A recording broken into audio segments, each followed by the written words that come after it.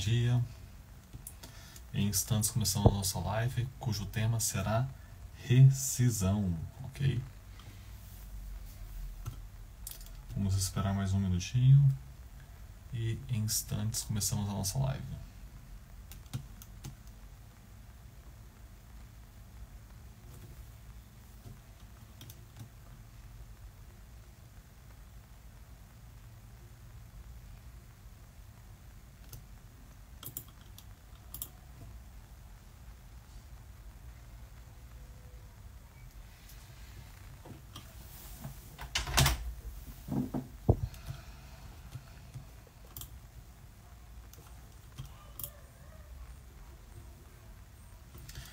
Pessoal, vamos lá então. Bom dia, aliás, boa tarde a todos. Nós estamos fazendo uma série de lives aí todos os dias. Everton, boa tarde, tudo bem? Bem-vindo à live. Tudo certo? Estamos fazendo uma série de lives todos os dias. Começamos na segunda-feira com o tema admissão. Na terça falamos sobre benefício. Na quarta sobre ponto eletrônico. Na quinta falamos sobre folha. Na sexta falamos sobre férias e hoje falaremos sobre rescisão, ok? Então vamos trazer aqui algumas boas práticas, aspectos legais, legislação, ok? Na segunda continuamos com o tema legislação trabalhista e na terça-feira falaremos sobre boas práticas de DP, beleza? Na quinta-feira faremos uma Masterclass do Zero Sênior em DP, então caso você não se inscreveu ainda para esta Masterclass, convido a se inscrever ali no link da bio, beleza? E por que eu estou falando, né, sobre de todos esses subprocessos de departamento pessoal, né? Primeiro pelo fato de que eu acredito que para nos tornarmos seniors em DP é necessário que conheçamos todos os subsistemas, né, todos os subprocessos de departamento pessoal. Então, começando ele por admissão, terminando em rescisão, passando ele por benefícios, ponto, folha, legislação trabalhista e que tenhamos também boas práticas na realização dessas atividades, beleza? O que é rescisão, para começarmos, né? Rescisão é um encerramento do vínculo empregatício entre empregado e empregador, tá? E a seguir a gente vai entender todos os detalhes a respeito disso, beleza? Nós temos aí alguns tipos de demissões, que são eles, de modo geral, demissão sem justa causa, tá? Pode ser fora ou no término ou quebra de experiência, né? Então demissão sem justa causa por iniciativa da empresa, tá? Demissão por justa causa, pedido de demissão e demissão por comum acordo. Além dessas quatro, nós temos também a quebra de contrato ou término de experiência, beleza? Falando um pouco mais sobre comum acordo, né, que veio... Ô, Levi, tudo bem? Cara, tava mais frio, agora esquentou um pouco, mas acabou que eu tava aqui na correria e nem tirei a blusa. Mas já deu uma esquentadinha, viu? Mais cedo tava um frio danado, viu? Vocês são da onde? Aí tá frio também ou já esquentou? Eu acho que o Levi é do Rio de Janeiro, né, Levi? Não tô lembrado de cabeça. Se puder colocar aí a cidade que vocês estão aí. O Everton também, por favor. Pessoal, falando um pouco mais sobre Rio de Janeiro. Nossa, dias atrás estava com sensação térmica de, acho que 60 graus, né? Sensação térmica. Faz um mês mais ou menos, né? É muito quente, na verdade. Falando um pouco sobre rescisão por comum acordo, que foi a que sofreu uma alteração substancial aí de 2017 para cá, porque até então nós tínhamos lá aquele comum acordo que ele era informal, que muitas empresas queriam fazer, aquele comum acordo onde o empregado tinha que devolver a multa, enfim, era algo que não tinha previsão na legislação, e aí em 2017, com a reforma trabalhista para cá, surgiu ali a rescisão por comum acordo de forma legal, certo? Acordo do jeitinho, exatamente, era aquele jeitinho brasileiro, né? De devolver multa, né? Enfim. Mas agora com a formalização, né, desde 2017, como é que funciona? No comum acordo que está previsto ali no artigo 484 da CLT, O empregado ele pode sacar 80% do valor do FGTS, fica lá retido ainda 20% do valor, ok? A empresa precisa indenizar em 20% o saldo para fins acessórios. No caso, o cumprimento do aviso é de 50%, né, do aviso indenizado ou trabalhado. Compõe também as demais verbas, tal como saldo de salário, salário proporcional, salário, salário dias trabalhados no mês, né, as férias proporcionais, férias que tem ali vencidas também, tá?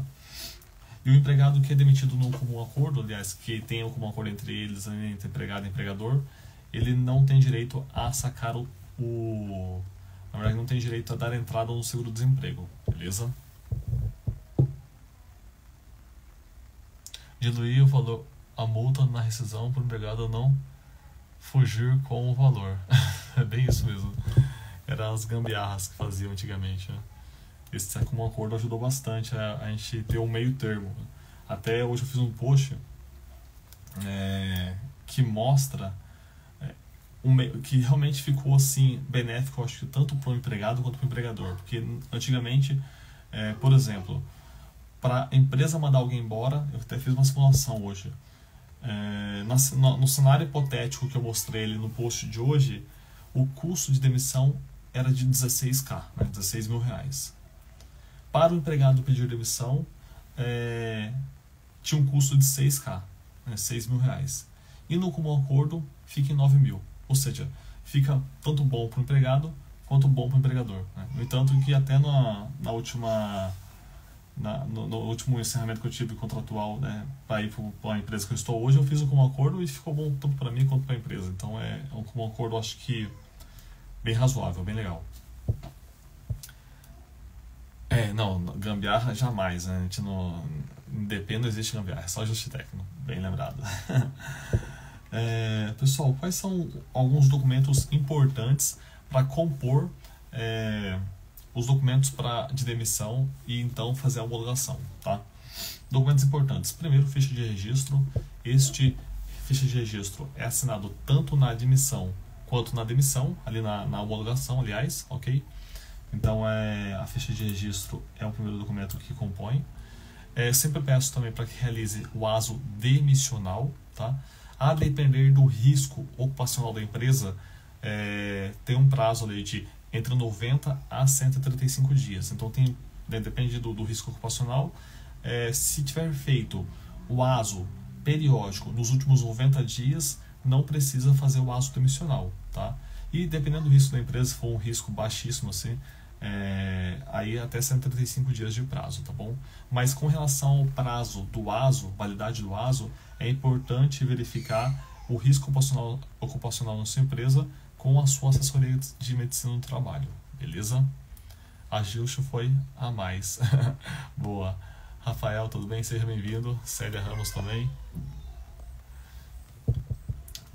Vamos lá, continuemos. Então, compõe lá ficha de registro, ASO demissional, o documento, o comunicado de encerramento, seja o aviso trabalhado, o aviso indenizado ou o pedido de demissão, também compõe ali o pacote de documentos para homologação. O analítico de cálculo, tá? Então, além da TRCT, o analítico de cálculo mostrando toda a memória de cálculo que compôs o valor de líquido rescisório, valores brutos, descontos, beleza? A própria TRCT, que é a formalização, né, termo de rescisão do contrato de trabalho.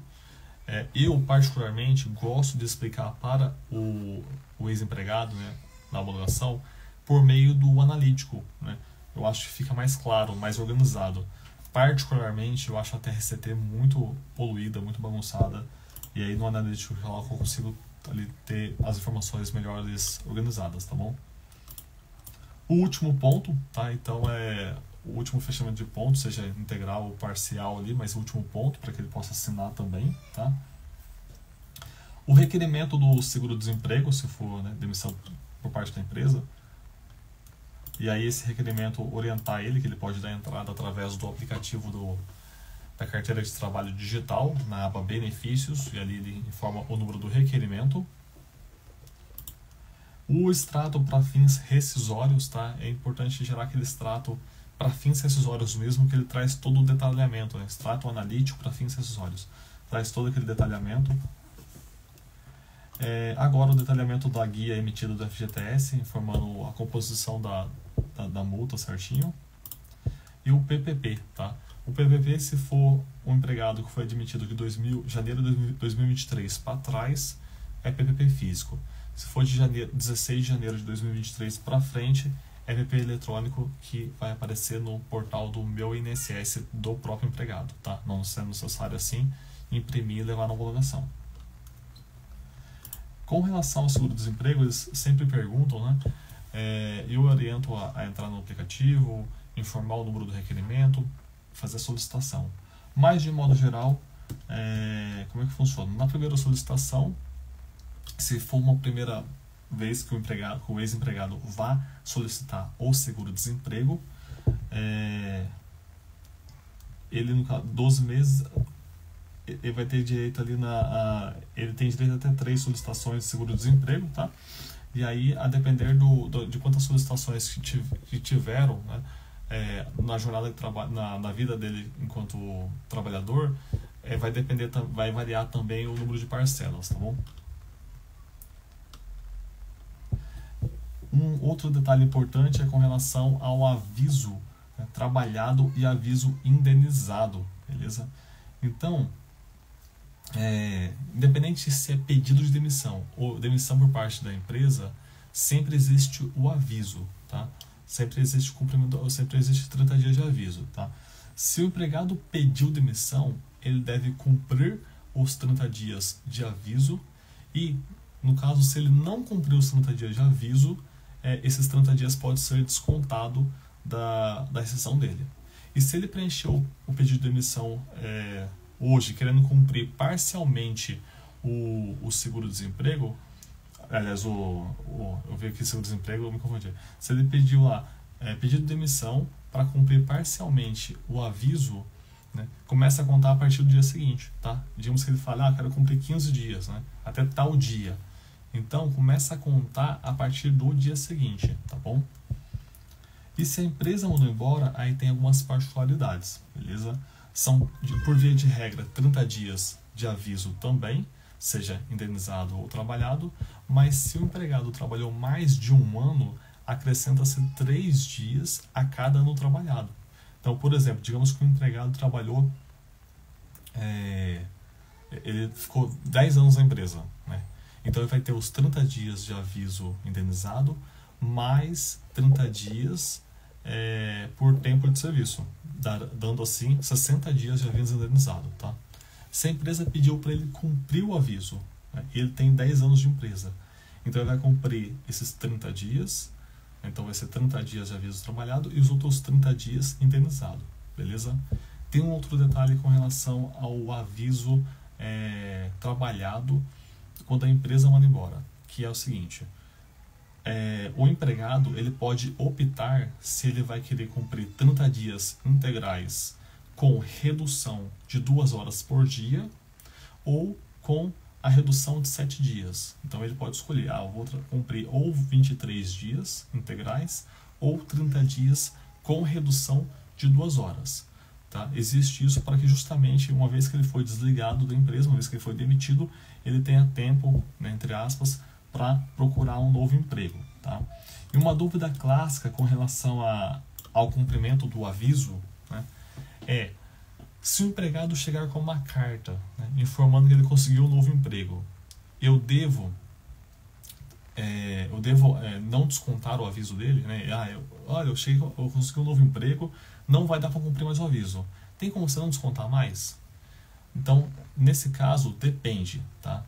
Se ele pediu demissão, ou seja, se a demissão é por iniciativa do empregado, pediu demissão e falou, vou cumprir os 30 dias. E aí, cumprindo o aviso ali, deu uma semana, ele conseguiu um novo emprego. E aí ele vai lá, pega a cartinha da empresa nova e entrega para o RH.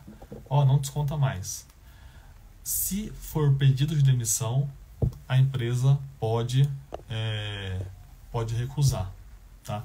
Ela não é obrigada a abonar, né, o restante do aviso, uma vez que conseguiu um novo emprego, tá? Essa é uma dúvida muito clássica. Todo empregado que pede demissão e fala que vai cumprir o aviso, ele chega uma cartinha lá falando para não descontar mais o aviso porque ele conseguiu um novo emprego. A empresa, ela não é obrigada a aceitar essa carta, ok? Se ela quiser aceitar por mera liberalidade e não descontar o restante do aviso, ela pode, mas mera liberalidade. Ela não é obrigada. Se ela falar, vou descontar o restante do aviso sim, vou descontar lá 20, enfim, os dias que faltam para cumprir o aviso, ela pode descontar com respaldo na lei, ok? Agora, por exemplo, se a empresa, se o empregador mandou, o João embora, ele falou, você vai cumprir o aviso, 30 dias. Ok, aí no meio do cumprimento do aviso, depois de ter cumprido lá 10 dias, por exemplo, o João conseguiu um novo emprego e levou a carta para o RH. Olha, eu estava cumprindo o que eu aviso, mas consegui um emprego, tá aqui a carta. Nesse caso, como a iniciativa de mandar embora partiu da empresa, aí no caso, pode abonar o restante dos dias, né? Na verdade, não é abonar, pode deixar de descontar o restante dos dias, ok? Então, se é pedido de demissão, aquela cartinha da empresa, ela é inválida. Se é demissão por parte da empresa, a cartinha tem validade e aí deve ser, no caso, não descontado o restante do aviso, tá? Aí paga só ali os dias trabalhados proporcionais, demais verbas rescisórias, e aquele reaviso, né, desconto de aviso, não desconta na rescisão, beleza? Deixa eu ver aqui os comentários, peraí.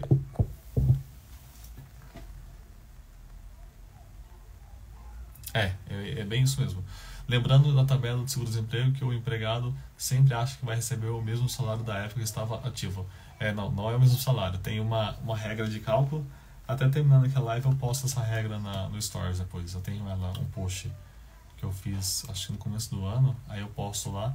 Tem uma regrinha assim, até o salário Y você recebe 80%. Até o salário X, um outro percentual. Então tem uma regrinha, sim, bem observado, Levi. O Everton falou aqui um comentário, vamos ver. Ontem mesmo, tive que fazer o desligamento de uma funcionária, o aviso foi trabalhado, logo ela pediu demissão. Você mandou ela embora, falou que o aviso seria trabalhado, e aí ela foi lá e pediu demissão? Foi isso? Eu entendi certo? Caraca, que bizarro, velho. Era só ela não ir trabalhar que descontava dela, né? Aí, se ela pediu demissão, nossa, que bizarro. Primeira vez que eu vejo isso. Vamos lá, se a empresa está desligando, ela está gerando prejuízo ao empregado. Exatamente. Logo, o novo empregado comprovado pode haver o abono das faltas. O inverso não, porque o empregado está gerando prejuízo. Exatamente, porque assim, bem observado, Levi. Quem tem a iniciativa de romper o contrato é a parte mais onerada. Então, se a empresa que está mandando embora, então o cara chegou com a carta ali, infelizmente tem que dispensar ele e não descontar o aviso. Agora, em contrapartida, se é um empregado que está pedindo conta, ele tem que assumir o risco e o custo disso, não é verdade? Nesse caso, entra uma ausência ou dispensa do aviso por parte do empregado. Olha, nesse caso é o seguinte, por exemplo, se tinha que cumprir 30 dias, né, digamos que dia 1º de abril que mandou embora um empregado. E aí ele vai lá e tem que cumprir 30 dias de aviso, né? De 1º de abril até 30 de abril. Dia 20 ele chegou com a carta. Ele falou, tá aqui minha carta de outro emprego, né? Aí a gente vai encerrar ali no dia 20. E aí ao invés de descontar os 10 dias do dia 21 ao dia 30, a gente não desconta. Mas também ele não recebe. Ele recebe só os 20 dias proporcionais do mês de abril, tá bom? Não sei se consegui responder bem. Se for alguma dúvida, pode comentar aí, tá bom? Deixa eu ver.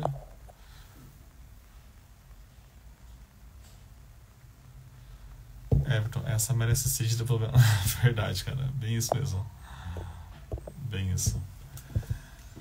Beleza, pessoal? Então, e aí tem até eu gosto de ter uma tabelinha de projeção de aviso, né? Essa tabelinha é bem interessante, ela me ajuda até mesmo, depois eu vou postar no Stories, né? Então, se eu tenho uma tabelinha lá, até nos meus posts anteriores tem até um ano de empresa, 30 dias de aviso. 2 anos de empresa, né? 36 dias de aviso, né? 3 anos de empresa, 39 dias de aviso. Eu tenho uma tabelinha que vai até 20 anos de empresa, daí 90 dias de aviso. E essa tabelinha ajuda, né, a analisar um tema que a gente vai falar hoje mais pro final, que é sobre triuntídio trabalhista, beleza? Que é um tema muito importante também. Qual é o prazo para pagamento, tá? Isso aqui, gente, eu sei que muita gente não cumpre à risca todos os prazos, porque é o seguinte, olha, vamos lá. O prazo para pagamento é 10 dias, tá? 10 dias, a partir do momento que tá lá a demissão, tá? O prazo para o aso demissional, 10 dias também, tá?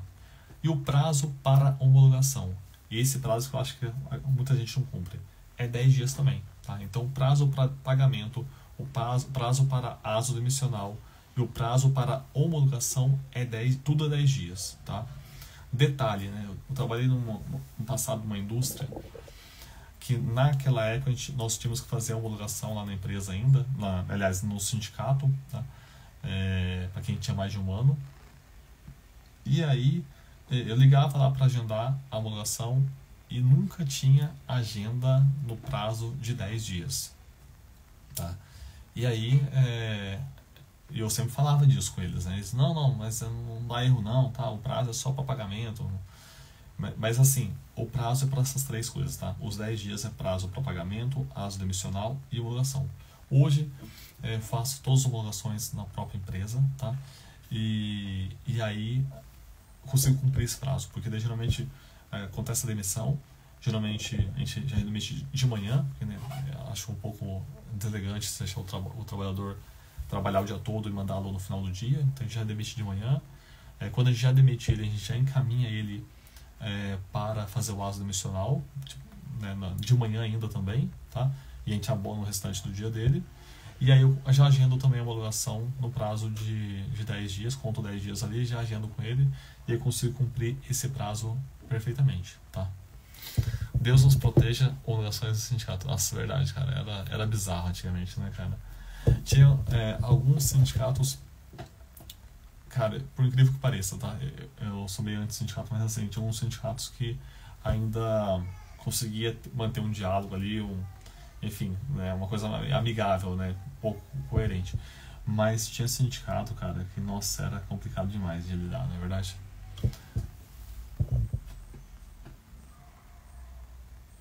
Exato, porém naquela época os 120 dias de seguro-desemprego contava na data da homologação em diante, né?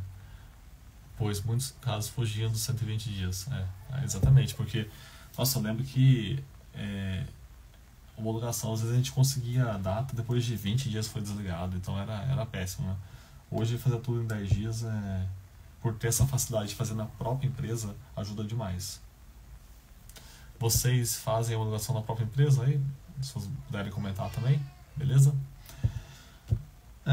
Pessoal, se a demissão ocorrer na sexta-feira ou um dia antes do feriado, indeniza-se o DSR, tá bom? Então, por exemplo, ano passado a gente fez uma demissão no dia 14 de novembro, e dia 15, feriado, proclamação da República. A gente indenizou o feriado, tá? Indenizou o DSR. O mesmo acontece nas demissões que acontecem na sexta-feira e sábado e domingo é folga.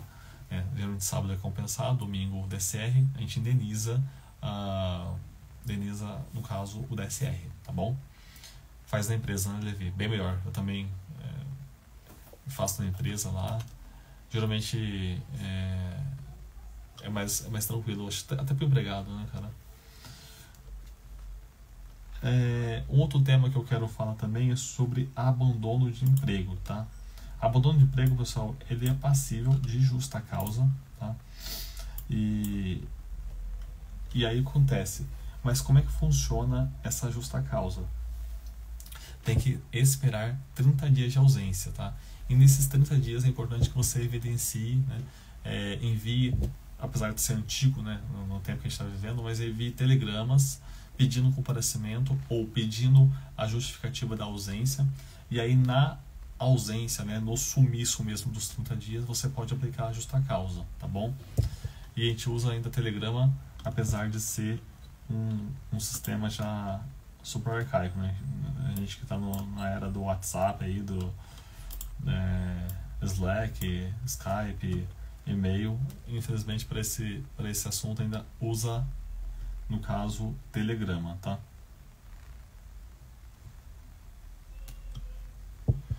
Olha, eu trabalho numa empresa que ela é 100%, a gente tem empregados que trabalham 100% remoto, tá?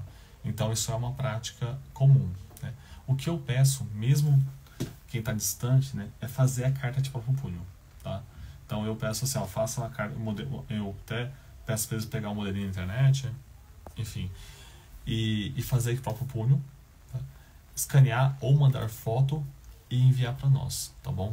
É importante essa carta porque daí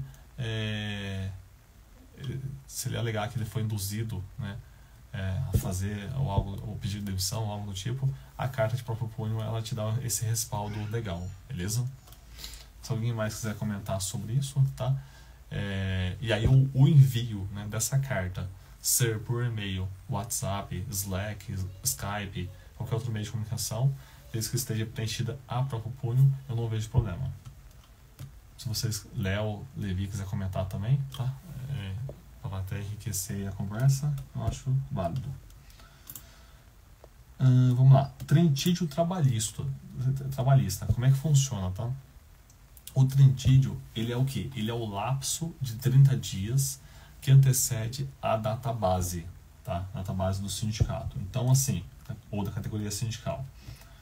Então, vamos aqui dar um exemplo. Digamos que a data base do seu sindicato seja 1º de janeiro. 1º de janeiro agora de 2024 foi a data base da sua categoria sindical. Tá?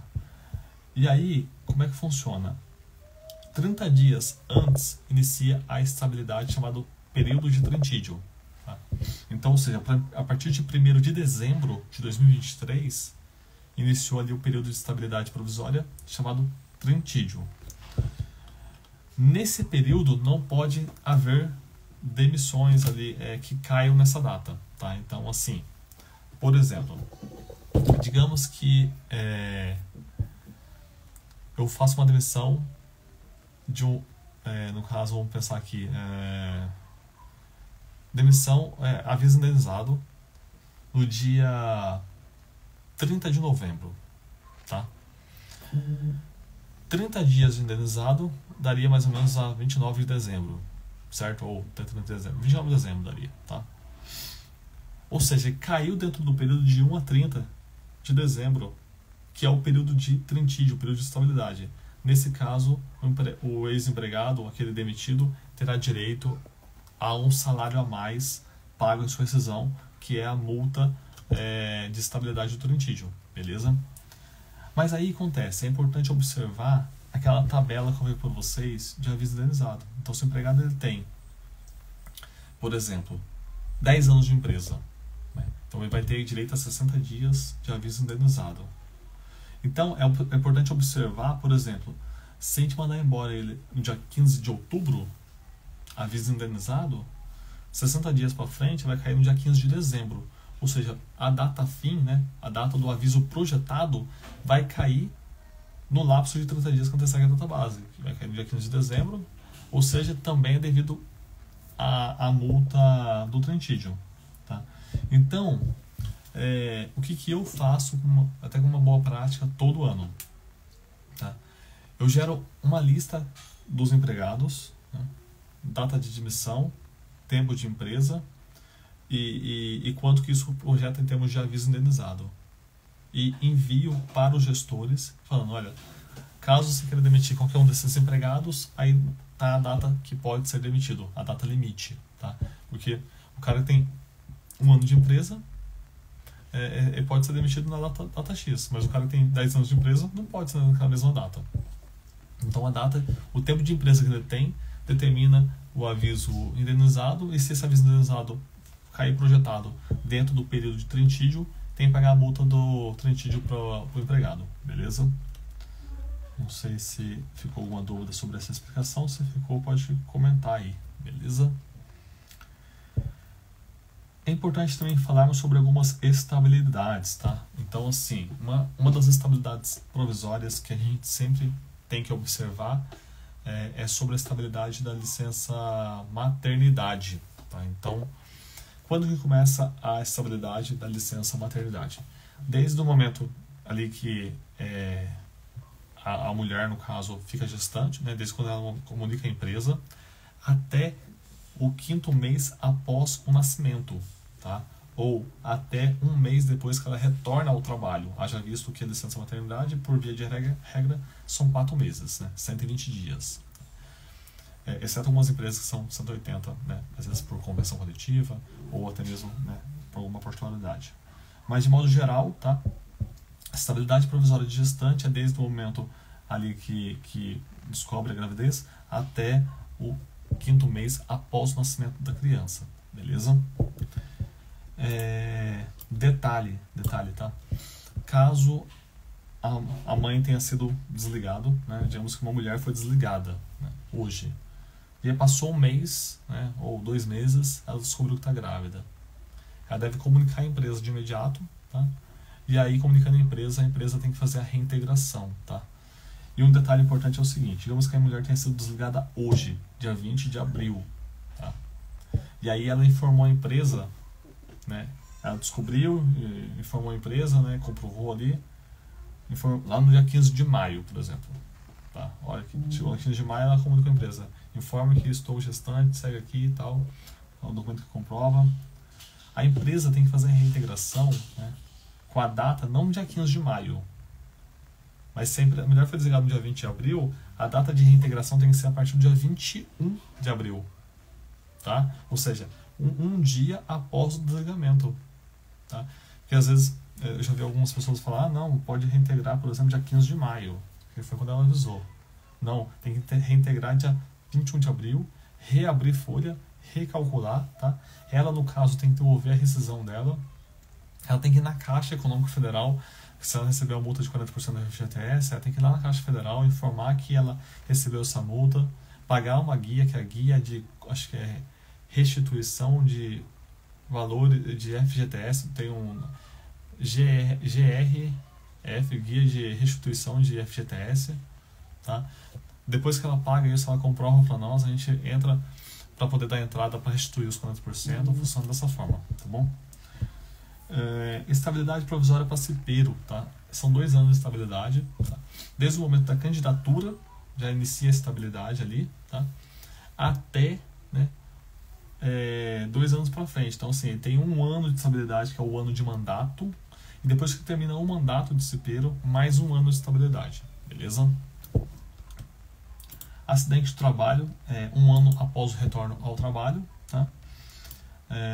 E é importante sempre observarmos também se não tem outra estabilidade prevista na convenção coletiva, tá? Por exemplo, eu trabalhei em uma empresa que tinha estabilidade de aposentadoria. Então, caso tivesse ali de pré-aposentadoria, aliás.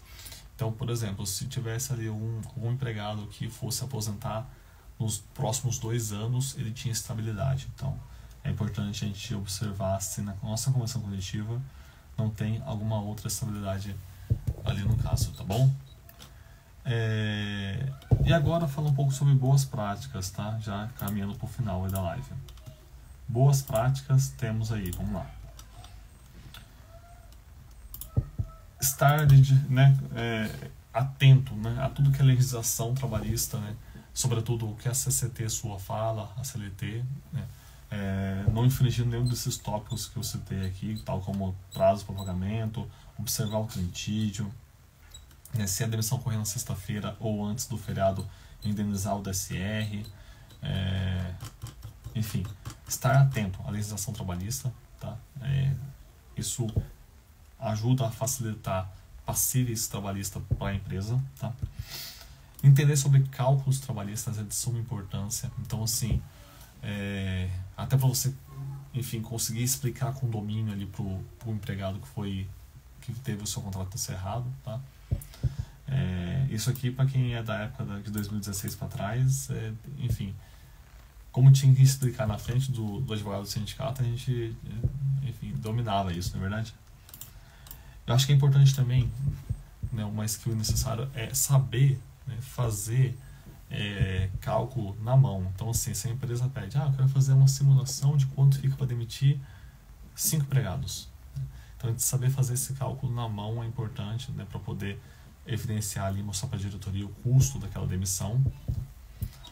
E é isso, tá? Trouxe um pouco aí sobre legislação trabalhista, um pouco sobre boas práticas e, por fim, assim, arquivar muito bem os arquivos demissionais, né? Os arquivos de homologação, porque se esse empregado entrar com processo futuramente, se esse empregado entrar com processo futuramente, é importante a gente ter todos os documentos, todas as evidências, para justamente ir na defesa na frente do juiz, ok? Se não dominasse, tomava... Exatamente. Se não tomasse, ressalva ali no campinho ali embaixo da TRCT. Com certeza, era acho que o hobby deles, né? Fazer a ressalva ali, bater o carimbão, assinar e dar prazo para a empresa cumprir. Bem observado ali. Pessoal, alguma dúvida, alguma observação? Nossa, demais, cara, demais. Sempre tem essa simulação, né? Chega até a dar raiva, é verdade. A gente já deixa até a planilha pronta já, né? É só colocar ali a data de emissão, salário de emissão e já vai... Eu vou calculando, porque é o tempo todo. Eu já recebi, cara, às vezes pedido de simulação de um empregado umas 10 vezes e o cara tá lá ainda. Eu falei, meu, quando vocês vão demitir o cara? Respeite a simulação de demissão desse cara todo mês, cara. Até quando vai segurar essa pessoa na empresa, né?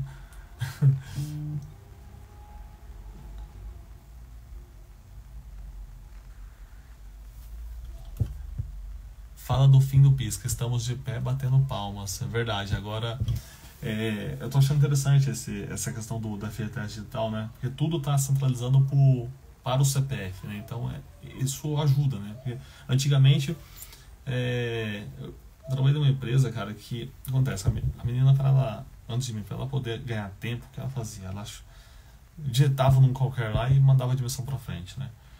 E aí, aquele número não existia de PIS, né? Enfim, ela não entrava lá certinho na época, né, na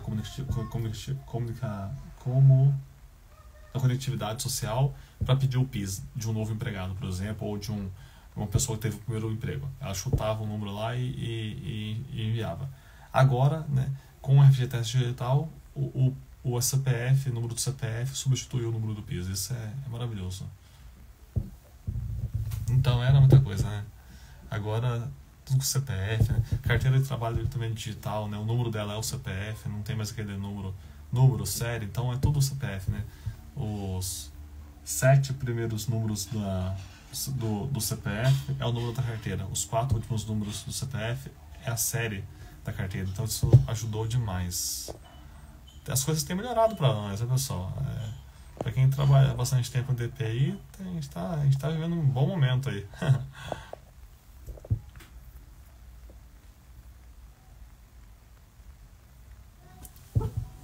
O empregado pode se negar a tirar férias quando a empresa avisa o gozo de férias faltando 5 dias para a data do gozo. Mas, na verdade, assim, geralmente quando está próximo de vencer o segundo período, a empresa meio que libera a força ali, né? Tipo, você vai sair de férias mês que vem, por exemplo, né? Então, assim, negar tirar férias é bem complicado a empresa também não se programar, né? Eu penso assim, que é importante que haja esse comunicado, o aviso de férias com 30 dias de antecedência, tá? Essa é uma situação muito, muito atípica, eu nunca vi acontecer não, viu? Se alguém quiser até comentar a respeito, mas assim, o correto é avisar com 30 dias de antecedência, tá? Esse é o prazo, 30 dias de antecedência. Agora, se está avisando com 5 dias e ele está recusando assinar, a gente teria que analisar com mais calma esse caso aí e ver se tem uma coisa que pode gerar algum passivo. Exatamente, Everton. Complicado de fazer à mão. Eu também sempre fico na dúvida com relação às médias, né? Porque daí pega ali de um ano para trás as médias e muita gente não consegue chegar no valor exato. A média eu sempre informo a diretoria que, olha, Com relação a médias, eu não trouxe nessa conta, né? A média o sistema calcula ali e aí não está contemplando médias. Então é só mais dias proporcionais de salário, 13º, férias, multa de FGTS, até o custo de encargos, né, da 20% de INSS ali, outras entidades, terceiros, se tiver. Bom, é isso. Deixa eu ver aqui. Sim, exatamente. Levi, eu também sinto falta na legislação quando é menos de 30 dias. E aí é um detalhe que até eu vou comentar na live de segunda-feira, né? Muitas coisas na legislação ela é omissa. Então, por exemplo, aí cabe uma chamada de hermenêutica jurídica, que é o quê? É uma análise, né? Então, assim, naquilo que a legislação ela é omissa, naquilo que não está escrito, né?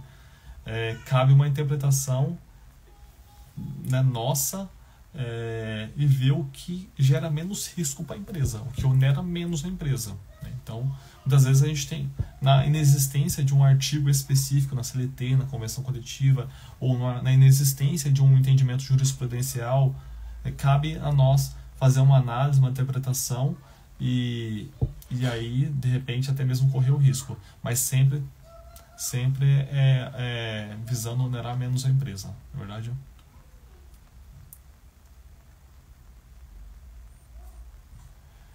Anne, eu tenho uma planilha pronta, tá? Gostaria de saber fazer o cálculo do custo de um funcionário para a empresa. Eu tenho uma planilha pronta, me manda uma mensagem no meu inbox, tá? Informando o seu e-mail, eu te mando essa planilha, tá? E te gravo um áudio explicando como que é a composição dessa planilha.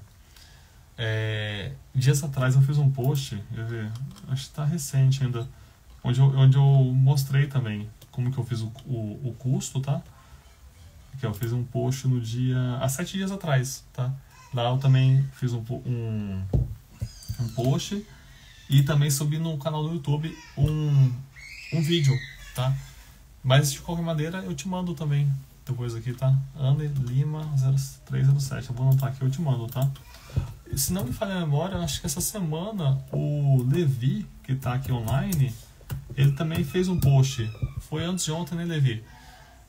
Falando sobre custo de empregado.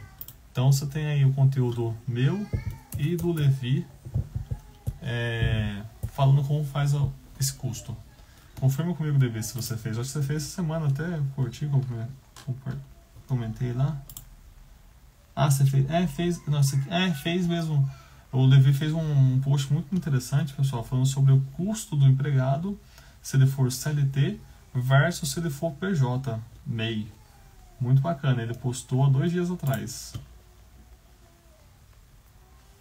Mas também é válido. Então, tem esse post meu, né? E tem o do Levi também, Ana Lima, tá bom? Pessoal, algum comentário a mais? Alguma pergunta?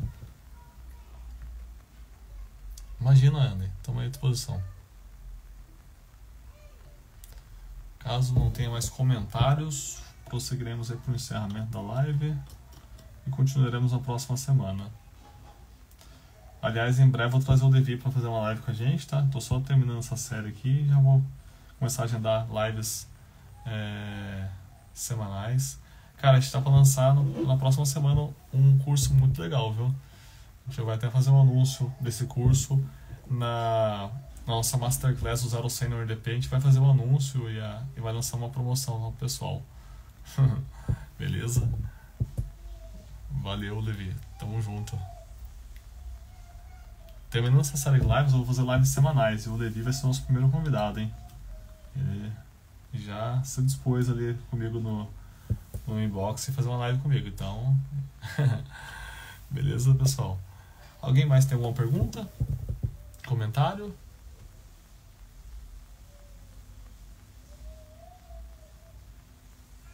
Caso não tenha, vamos... Opa!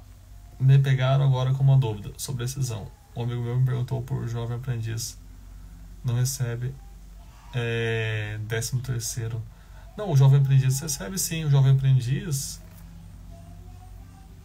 Não, o jovem aprendiz, o que acontece? O aprendiz, ele é CLT. Então, uma vez que ele é CLT, ele tem sim 13º, tá? O estagiário que não tem, né? O estagiário, ele não tem 13º, ele não tem 1/3 de férias, né? Ele não tem FGTS. Agora, o aprendiz tem sim, né? Às vezes, o seu amigo confundiu, né? Ele falou que ele é aprendiz, mas ele é estagiário. Ou, se ele é aprendiz e não recebeu o 13º, aí tá errado. Aí ele tem que procurar ali os direitos dele, porque ele tá errado. O estagiário, ele tem recesso, ele não tem férias, né? O estagiário, por exemplo, ele tem o recesso e o recesso não tem 1/3. Exatamente. Até essa semana o pessoal veio com uma dúvida sobre estagiário, se tinha 1/3. Não tem, 1/3 é somente para aprendiz, né? Ou funcionários, empregados seletistas, né? O estagiário tem o recesso dele, não é férias. A vaga e a atuação é de fato compreendida. Então se não pagou 13º, ele tem direito sim, viu? Eu acho muito bizarro isso, cara, porque assim, tipo, o sistema por si só já calcula corretamente, né? Então, assim, se ele está classificado como aprendiz, né, todos os parâmetros de aprendiz é de CLT. Então, numa rescisão, deveria puxar automaticamente o 13º. Estranho não ter puxado, ou puxou e eles tiraram, né? Então, fica essa dúvida. Exatamente, tem sistema de folha que paga erradamente. Tudo tá ali na configuração, nos parâmetros, né? Então, se configura ou parametriza de forma errada, infelizmente, calcula errado. E aí, se o analista ali não tem expertise, ele deixa passar. Eu também concordo plenamente, Levi. Por isso é importante saber fazer o cálculo na mão ou no Excel. Eu acho assim, por melhor que seja o seu sistema, é sempre bom fazer na mão. Cálculo de INSS, cálculo de custo de folha, simulação de rescisão, porque acaba que te dá mais segurança, né, para conferir se de fato o sistema está calculando corretamente. Enfim, ao final do contrato de um estágio na empresa onde trabalho, o contador enviou um documento muito parecido com uma decisão. Eu nunca tinha visto. Cara, essa semana, Ana Lima, eu recebi de uma amiga, né? Uma amiga, ela assumiu a gerência de uma empresa e aí ela recebeu lá as férias do estagiário, né? E aí o documento estava com vários equívocos, né? Dirigindo ali como se você fosse empregado, sabe? Usando o termo empregado, usando o termo pagando 1/3 de férias. Então, assim, o que acontece, né? Tem empresa, né, que deixa, né, o DP, né, com a contabilidade. E tem contabilidade, né, que tem ali um time de DP muito bom. Fazem um trabalho de BPO de folha excelentes, né? Mas tem empresa que tem contabilidade que banaliza a folha, né? E acaba que não investe ali todo o conhecimento necessário, né, para poder fazer uma folha corretamente, para poder entender a legislação trabalhista. E aí a folha fica mal feita, entendeu? A parte de DP fica mal feita. Às vezes a contabilidade manja muito de fiscal, contábeis, mas às vezes de DP nem tanto. Então é importante até a empresa que vá ter a folha terceirizada escolha muito bem, né, quem vai fazer a folha, né? Porque se pegar uma contabilidade que não liga para a folha, acaba que infelizmente passa por isso. Tem cada empresa complicada, verdade, Everton. Lembro que falamos semana passada que mesmo não sendo vínculo empregatício, estagiário só apoio social. Sim, verdade, Levi. Só apoio social, né, através da mensagem do 2300, né? Então, empregado CLT normal sobe a admissão através do S2200. E se não me falha a memória, o estagiário é 2300, que é o sem vínculo empregatício, né? Acho que era isso. Tem que estar tudo certo, senão dá ruim. Verdade, tem que estar tudo parametrizado, tanto sistema, porque isso tudo reflete ali nos cálculos trabalhistas. Outra, teve uma amiga que não recebi adiantamento. Não recebi o quê? Outra, teve uma amiga que não recebi adianta. A justificativa foi que por ela estava cumprindo o aviso, não receberia. Eu não entendi isso aqui. Outra, teve uma amiga que não recebia. A justificativa foi por ela estar cumprindo o aviso. Não recebeu adiantamento? Eu não entendi direito, mas eu acho que deve ser isso. Vou ter que cancelar. Muitas contadoras odeiam admitir isso. Verdade, cara. Mas tem muito contador também bom de folha, viu?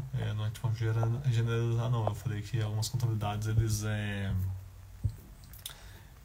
algumas contabilidades, banalizam a folha, mas tem muito contador bom de folha também.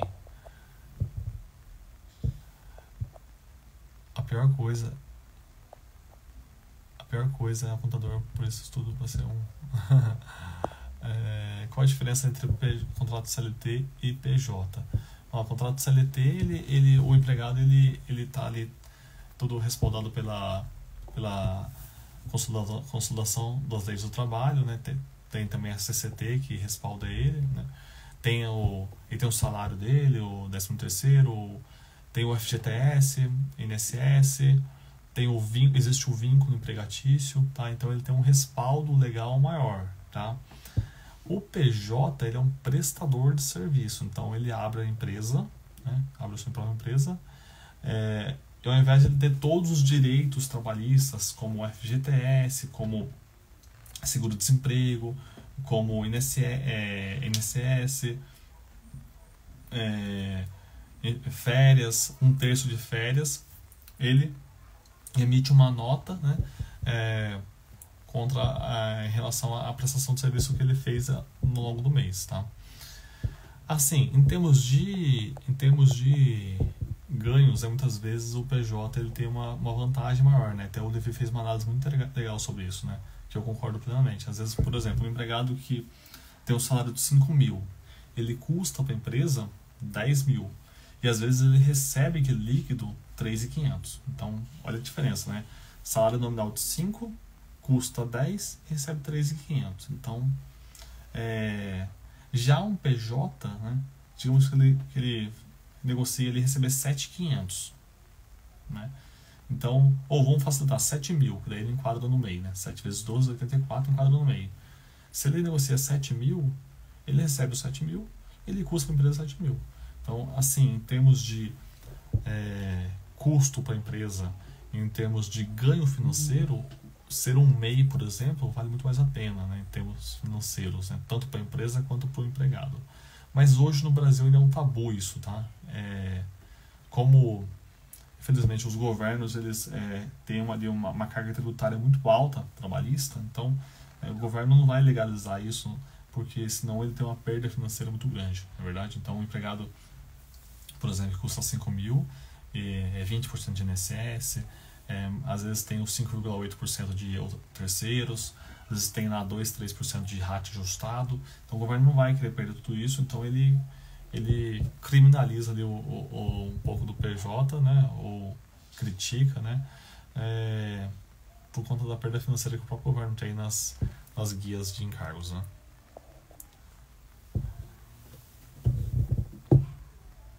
Tem assim, tratando de termos questões legais, né, existem, até eu vou falar disso na segunda-feira, né, essas coisas que o Levi falou, né, subordinação. Então, assim, o fato de existir uma subordinação, né, já o caracteriza como CLT, né.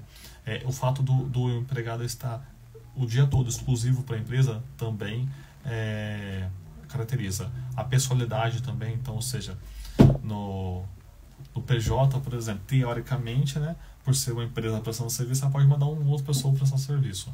Mas já no contrato CLT existe a pessoalidade, né? Eu, enquanto empregado, prestando serviço para o empregador, né? Então, nisso existe a relação de vínculo empregatício.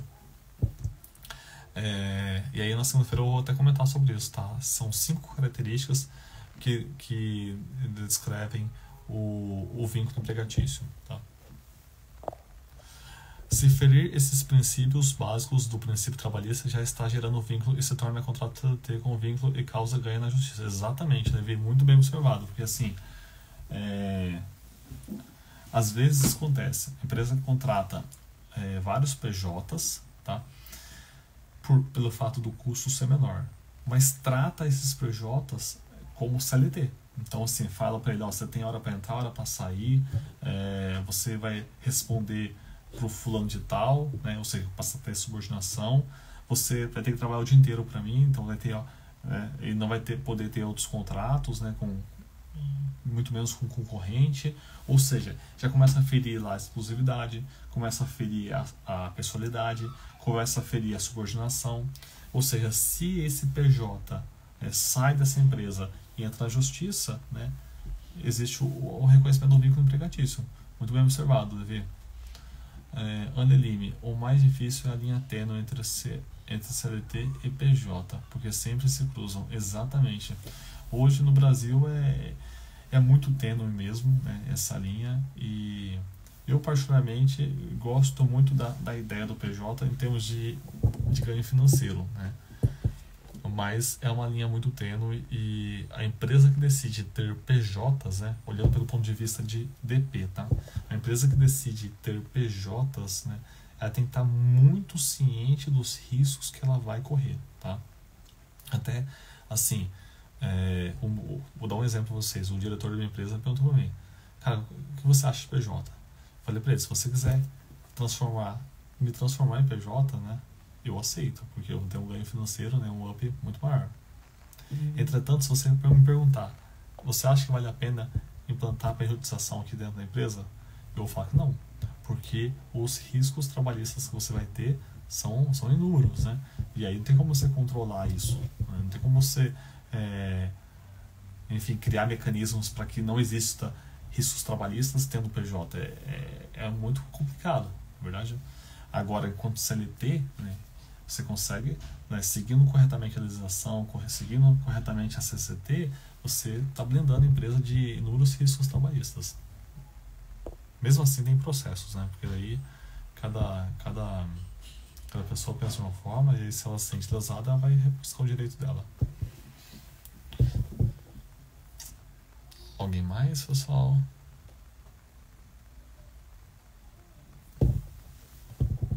Dou-lhe uma. E... mandou solicitação? Vamos aceitar aqui então. Peraí.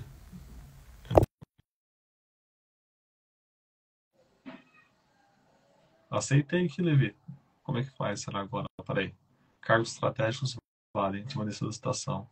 Fala, Levi. Tudo bem? Olá, boa tarde. Tudo certo. Só para poder aí fazer o link com o que a Anne perguntou, Certo. é mais vantajoso financeiramente. Depois, se ela quiser dar uma olhada lá no post que eu fiz, eu sei que como você muito bem colocou, né? É muito ainda um feto ainda essa relação PJ, relação CLT aqui no Brasil. Isso. E quando a gente fala de relação CLT versus PJ, todo mundo levanta a mão e fala: ah, você tem visão de empresário. Não, eu tenho visão financeira do que ajuda a pagar os boletos mais rápido. Exato.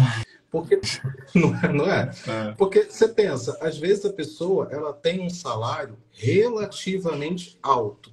Porque, vamos falar no português claro, né? Uma pessoa hoje para ganhar relativamente bem é a partir dos 5, 6 mil reais. Sim. Só que esses 5, 6 mil reais não vai ser o valor que ela vai receber em mãos. Aí é que vem a ilusão. Um bruto de 6 mil reais. Mas quanto que ela vai receber no líquido? 4.500, 4.000. Isso se for uma empresa muito boa que der um pancadão de benefícios, exato, né? Então, às vezes, né, por exemplo, se você está exercendo um cargo estratégico na empresa que você está, supervisão, coordenação, gerência ou até diretor, é muito mais vantajoso para você assumir a responsabilidade de ser um PJ. Ou até mesmo abrir uma empresa. Sim. Não quer ser MEI? Abre uma empresa. Sim. Daquele KNAI específico para prestar serviço. Vai te render muito mais, vai abrir um leque, né, de oportunidades. Ah lá, a Anne está falando aí, ó. Deixa eu ver aqui. Sou PJ, porém essa linha do CLT cruza sempre o meu caminho. Mas aceito porque amo o meu salário e a liberdade que tenho. Exatamente. Agora você pega o seu salário e converte ele para CLT, você vai ter uma perca financeira de uns 2, 3K, dependendo do seu salário. Pois é, e foi aquela análise que eu fiz, né? No Exato. CLT, você tem aquela perda absurda, forte, de imposto de renda e que nada garante que você vai ter uma restituição daquilo que você tem que contribuir obrigatoriamente por ter ultrapassado a faixa de isenção. No Exatamente. PJ não tem isso. Exatamente. Fala baixinho pro Haddad não escutar, né? Pois é, no PJ não tem isso, gente. Tu vai emitir uma nota lá de R$ 6.000, R$ 7.000, é esse valor que vai entrar na tua conta. Exato. É. No final das contas, no final do mês, o que vale é o quanto entrou de dinheiro, né? Igual você falou, é o boleto pago. Então, assim, se entra 6K, é uma realidade que você vai ter, é um padrão de vida. Se entra 4K, é outra realidade, é outro padrão de vida. Então, é fazer conta, né? Pois é. Aí, exatamente, é aí o que eu gosto, quando eu tenho conversa com o dono da empresa, cara, se você quiser implantar isso para toda empresa, é um risco trabalhista tremendo. Mas se você quiser transformar em OPJ, eu aceito tranquilamente. Não é? Eu dizia algo que eu aprendi com um gestor meu. Nada combinado sai caro. Exatamente. Então, quando você coloca nas cláusulas contratuais que você vai ter a 13ª nota, que você vai ter a licença remunerada, gente, isso é a liberdade quando Que você tem sido uma consegue. prática de mercado hoje, né? Sem dúvida, Até o sem convênio dúvida. médico ali, de repente descontar uma parte e tal, mas Sim, acaba que eles têm criado um pacote de benefícios ali, entre aspas, não, um total cash, né, uma oferta de benefícios que supre muitas das benesses que existiam no CLT. Né? sim. E outra coisa, o Anne, tem um detalhe que muitas pessoas não sabem. Vamos falar do MEI, porque eu sou especialista em Uhum. MEI, então não posso falar de uma SA, de uma limitada. Mas depois do 6º mês que você está com o teu MEI aberto, com tudo legalzinho, pago bonitinho, você tem o direito de ter um plano de saúde idêntico ao plano que a empresa ela paga para você, com as Exatamente. mesmas carências e às vezes num valor bem inferior ao que a empresa te cobra descontando em folha. Uhum. Também você consegue comprar carro no nome do teu CNPJ com desconto muito forte. Exato. Carro esse que você não vai conseguir comprar no mesmo valor como pessoa física. Então, Exatamente. assim, são vários benefícios que você tem que ter. Mas aí, né, a gente entra numa história de educação financeira. Ah, eu como CLT, eu tenho lá meu fundo de garantia depositado todo mês.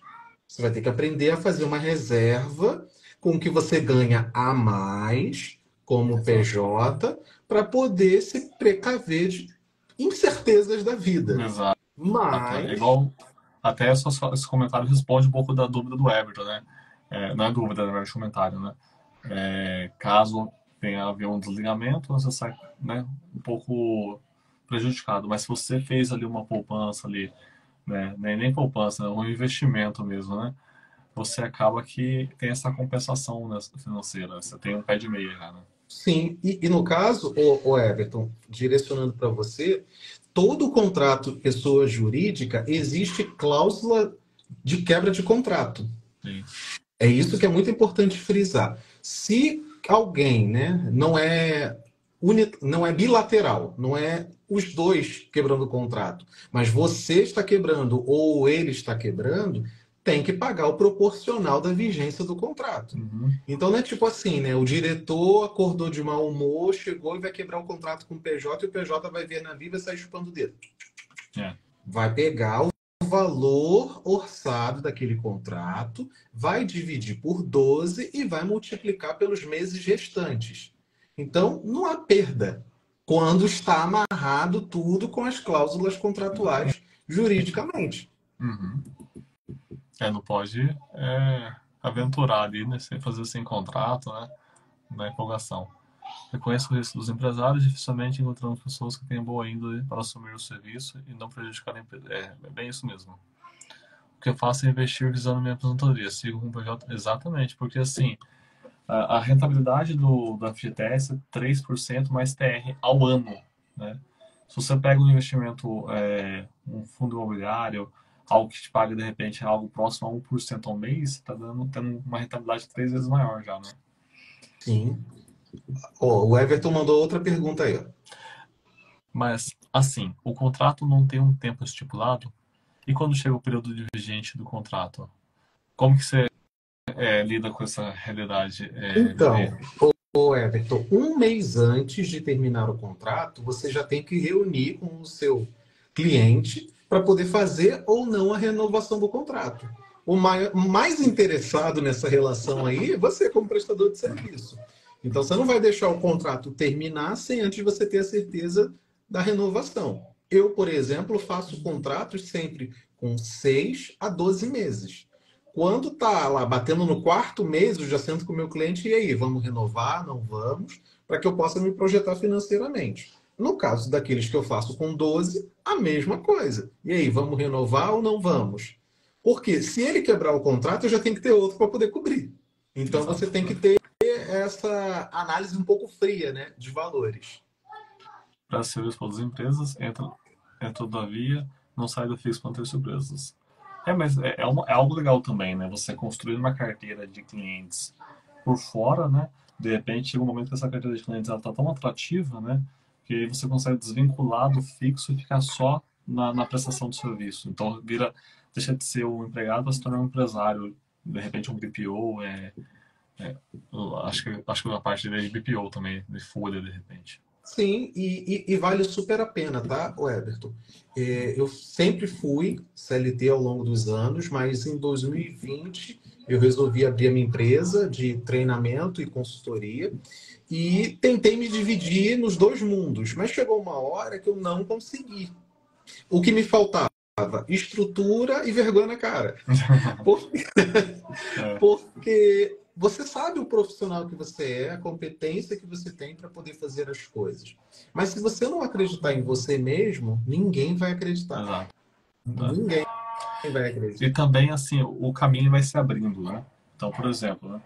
É, quero lançar um curso, né? Então, assim, começa a caminhar, né? E na medida que você vai caminhando, o caminho vai se abrindo, né? Vai se ladrilhando, né? Uma jornada ali e as coisas vão dando certo.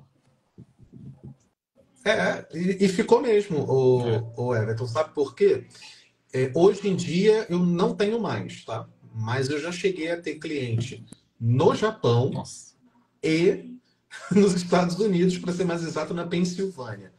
Putz, Levi, como é que tu conseguiu isso? Pessoas que eu conheci aqui no Brasil, que foram para fora do país e não confiavam em ninguém para poder tocar os seus negócios financeiros, seus negócios administrativos, a não ser comigo. Ah, tá. Eu virei para ele e falei assim: tá, eu não vou fazer porque você está do outro lado do mundo. Não, Não, eu falei: faço sim, mas vamos fazer um contrato aqui. é, Eu vou mandar para você, você vai assinar digitalmente, me dando poderes por X tempo, e fluiu muito bem. sim. E são pessoas que, quando voltarem para o Brasil, porque a ideia é ficar somente um tempo no exterior e voltar para o Brasil fazer negócios aqui, são pessoas que eu sei que vão me indicar para outros. Sim, total. Né? Então, assim, depois que a pandemia veio e home office se instaurou aí no mundo, provou-se que não existem barreiras para a gente prestar serviço. Exatamente. Se você Acelerou e tem. voou. Como vocês para vocês. A sua prestação de serviço é de folha, Levi? Ou é tudo? RH, ADP, tudo? Já tive tempo de fazer tudo. Aham. Hoje em dia, não faço mais tudo. Hoje em dia, eu somente sou business partner, então faço consultoria, Uhum. né, na área de departamento pessoal, faço legalização de MEI, orientação profissional e recrutamento e seleção. Entendi. Também faço imposto de renda porque o povo gosta e confia. Sim, E é sim. um dinheirinho fácil e rápido. Rápido, exatamente. Mas para fazer departamento pessoal, ô Everton, você precisa ter estrutura, você precisa ter sistema, É. algumas particularidades assim que não dá para falar agora na live, porque senão já vai terminar. Quando acabar aí a semana, nosso amigo vai me convidar para a gente abordar com mais tempo. Mas assim, para fazer DPzão do zero, tem que ter sistema É. bom, bom, Exato. E você tem que ter uma estruturazinha básica, um notebook decente que vá rodar todos os programas, então você não precisa pagar TI, É, que não tem isso, é. mas dá para fazer. E sim, eu perdi cabelo fazendo DP bem lá no início da minha carreira. Eu tô perdendo aqui, ó. Fiz muita folha de pagamento. Na época que nosso amigo, que agora eu estou tentando lembrar teu nome e eu esqueci, só vejo teu nome, ensina É DP. Jefferson. Jefferson, veio, Jefferson. E assim, na nossa época, que eu acho que não é a sua, era muito mais difícil fazer lançamentos, porque a gente tinha que transmitir para Cefip e transmitir para conectividade social. É, Era e assim, salva né? aqui, salva o selo e manda o selo pra cá, mas Você pegou a época do disquete, né, Jefferson? o disquete sim, mas não na parte do DP. O disquete foi pra TCC. Parabéns, eu peguei a época do DP. Então você tinha que pegar lá, salvar a chave PRI, aí tu gera no sistema, que joga para Cefip, que joga para conectividade social, baixa o arquivo, abre na Cefip, gera o PDF Não, e essa manda para o parte eu peguei. cliente. Essa parte eu peguei, sim. A época do disquete. Era Então, horrível. nossa, era bizarro, cara. Nossa. E assim, posso dizer isso para qualquer um que está na live. Quem faz DP raiz sabe TI muito mais do que alguém do TI. Porque a configuração, né? Nossa, é, aí você acaba pegando as manhas, né? E aí você tem Sim, que teve a explicar pro parte do cara o tempo aquilo Corrija. que você quer, né? Às vezes tem que, cara, eu quero, eu preciso disso, funcionava assim e tal. Você tem que explicar pro cara o tempo, ensinar ele a fazer o serviço dele. Sim, sim, É, porque é muita extensão disso, é programa bastante. daquilo, atualizar a tabela dali, então É, assim, é tenso. É exatamente. tenso. O cara do DP tem que ser contador, tem que ser TI, tem que ser advogado, tem que ser psicólogo Se eu falar que aprendi a programar de novo por causa do quê? do DP. Ah, tá. Eu pensei que ele estava falando do Ah, DOS, que teve gente que tá. pegou DP no MS-DOS. É bem isso mesmo. Então, às vezes você tinha que fazer diff, né? Tinha que olhar o TXT lá, né? Nossa, Caçar. Nossa, gente, é meio lógico o negócio. muito, muito, muito tenso. E o pessoal nem pegou raiz. Então ainda tem que Nossa. agradecer a Deus que eles não pegaram raiz. Hoje em dia, o DP tá ficando mais inteligente, a sistemática de fazer, né? Então, esse FGTS digital ajudou, o e-social ajudou demais. Então, ou seja, tá ficando mais. O processo tá ficando mais lean, né? Mais limpo, né? Sem dúvida, sem dúvida. Para a gente poder fechar antigamente o nosso mês, a gente se livrava. Caged, Putz, leu a exato. minha mente. A gente terminava o FGTS visando o Caged, Exato. porque eram as datas ali, ó, páreo a páreo ali. É, Tenso. E quando dava ruim no auxiliar de serviços gerais, o CBO, é, aí você tinha que marretar lá é. com algum código parecido. Era tenso. Eu tive um sistema, o TOTUS, da TASU uma época. Cara, nossa, a gente fazia muita coisa na marreta, bicho. E a hora do consultor deles era caríssima. Então é assim, meu, vai na marreta mesmo, entendeu? Porque, Depois corrige. é, nossa, mas bacana. Gente, brigadão aí. Levi pelas contribuições aí. Nada, eu que agradeço, Vai Jefferson. marcar um bate-papo, semana que vem vai estar corrido com o lançamento de um curso. Mas na próxima quero fazer bate-papos semanais, né, de lives. E você vai ser o primeiro. Até a gente já pode até pensar numa data. Vai ser uma honra. Dia 25 tem lançamento. Então, na semana do dia 29 de abril até o dia 3 de maio, a gente pode marcar uma live nessa semana, 29 de abril e 3 de maio, algum dia nessa semana. Show. Você já tem aí meu contato, só me chamar para a gente alinhar. Maravilha, então. Muito. Deus amado, comentei que a minha tia fez folha e hoje eu olhava ela se matando e falava, sai fora. Ela deve ser da velha guarda aí de fazer a folha Com no Excel. papelão. Aquele papelãozão que digitava na matricial.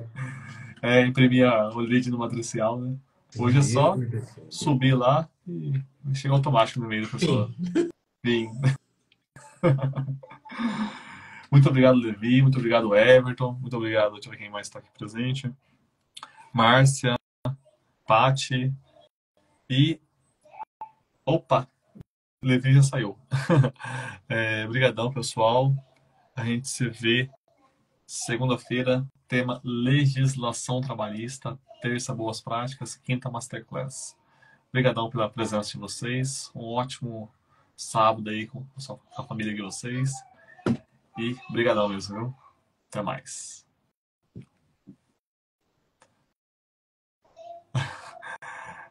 Eu vi mesmo se saiu o Levi. Cadê o Levi? Sumiu aqui. Prazer tudo nosso, Everton. Obrigadão, gente. Vou encerrando aqui então. E já vou postar no Instagram e no YouTube. Beleza? Até mais.